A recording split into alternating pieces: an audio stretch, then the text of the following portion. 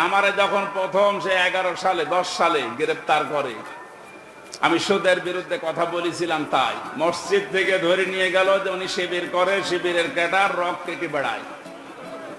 আমার ওসি সাহেব নিয়ে গেল, প্রথমে সে আয়াতটা ধরছে যে কুলিল্লাহুম্মা মালিকাল মুলকি তুতিল মুলকা মান তাশা ওয়া তানজিউল মুলকা মিম্মান তাশা ইলা আখিরি আয়াত।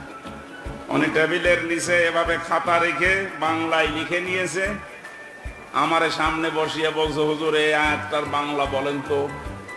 ঠিক আছে বলছি। আল্লাহ পাক বলেন, যাকে ইচ্ছা আমি ক্ষমতা দেই, যাকে ইচ্ছা ক্ষমতা থেকে নামিয়ে দেই। এতটুকু বলার পরে বলছো, হুজুর দাঁড়ান, যা বললেন এটা ঠিক আছে, হ্যাঁ এটাই তো কোরআনের অর্থ। হাসিনাকে আল্লাহ ক্ষমতায় বসিয়ে রেখেছে, এটা আল্লাহ রেখেছে, আপনারা ঝামেলা করেন কেন? কোথায় প্রাণ দিয়েছে দিকেছে কত বড় মুফাসসির। সূরা আলে ইমরানের 178 নম্বর আয়াতটা গত কয়েকদিন আগে আমি তাফসীর সব পড়তে গিয়ে দেখি ওই ওসির কথার পুরা উল্টা।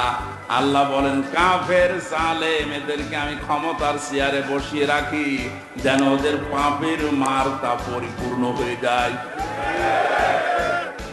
পাপ যখন একেবারে পরিপূর্ণ হয়ে যায়, তখন আর ভালো হওয়ার নিয়ত থাকলে ওরে আমি আর সুযোগ দেই না, যেমন ফেরাউনকে দেইনি।